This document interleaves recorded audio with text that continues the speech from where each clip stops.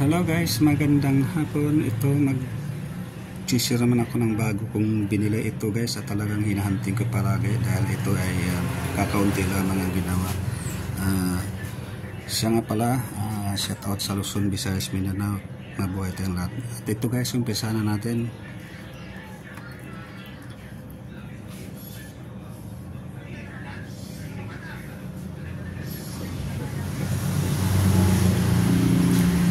Ito guys, 5 piso,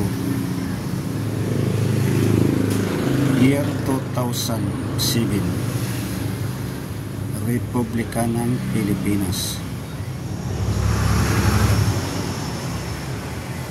Sa kabila niya naman is 1993, Bangko Sentral ng Pilipinas.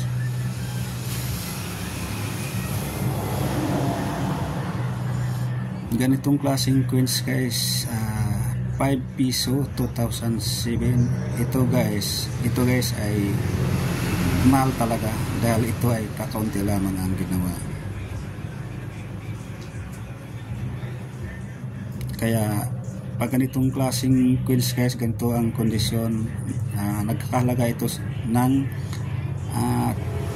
3,000 pesos pataas.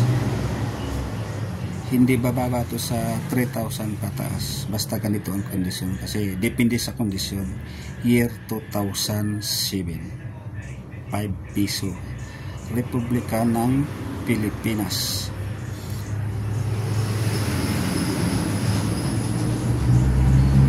Mga ganito guys, hindi ko tinatanggihan dahil ito ay isang coins na kakaunti lamang ang ginawa. Sa likod niya 1993, Bangko Sentral ng Pilipinas.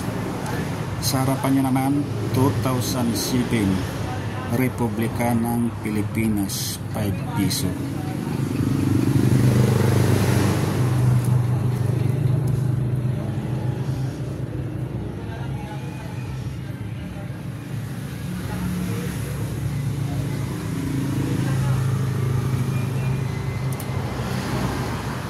Piso 2007. Pag ganitong klaseng coins guys, talagang hindi ko tinatanggihan.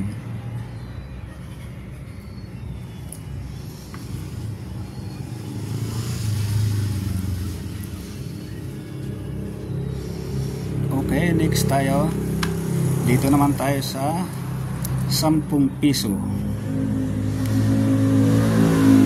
Ito guys, 2009, Republika ng Pilipinas, 10 piso.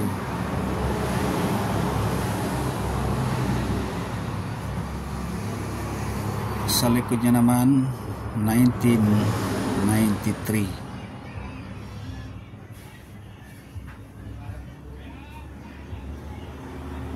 Bangko Sentral ng Pilipinas. Alam niyo guys, ganitong year 2009, hindi bumababa sa 2.5 ang presyo sa ngayon. 2.5 pataas, depende sa kondisyon. Year 2009, Republika ng Pilipinas. Pag ganitong klaseng barya guys, ganito ang kondisyon niya, binibili ko ng 2.5 pataas basta maganda ang kondisyon. Pero ngayon ang hinahanap ko na rin ngayon guys, 10 piso 2007, at saka 5 piso 2008, 2006. Yun po ay hinahunting ko sa ngayon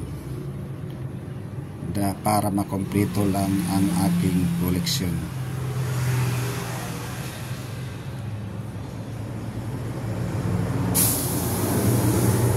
Okay, natapos na ang ating video. Maraming salamat sa inyong lahat, at paki-subscribe na rin ng aking YouTube channel. Maraming salamat sa inyong lahat.